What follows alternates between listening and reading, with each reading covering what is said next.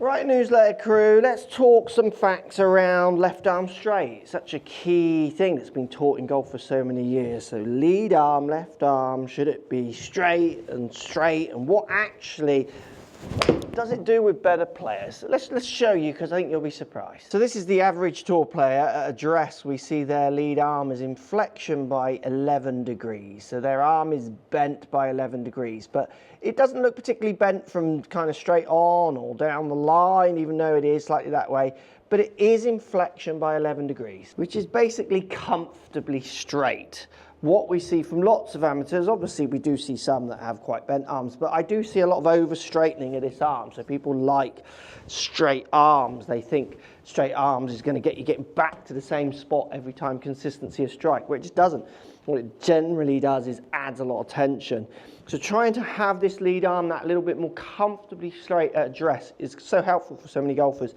Just to feel that amount of bend in your lead arm, just stand with your arms just relaxed by your side. You're going to notice that that arm isn't straight. It's not extending out straight. It's actually comfortably bent. That kind of bend is what you want to retain in the address position. And then if we move this average tour player up to the top of the backswing, they're retaining to adding a little bit of bend, 14 degrees bent now with that lead arm. So we actually do see that little bit of bend in there, where again I think amateurs are so conditioned, this arm should be like straight, and they often just bury the right arm behind them as they try to do that, or they start pushing the club out in crazy positions. Comfortably straight at the start, as long as you rotate your body, just comfortably straight at the top. I mean, that tour player is 2 degrees, hardly measurable, but has actually increased their bend.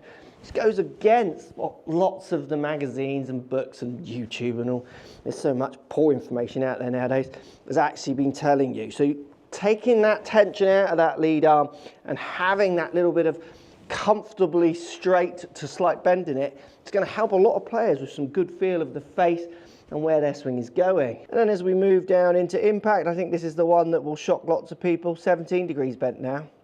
So lead arm 17 degrees in flexion.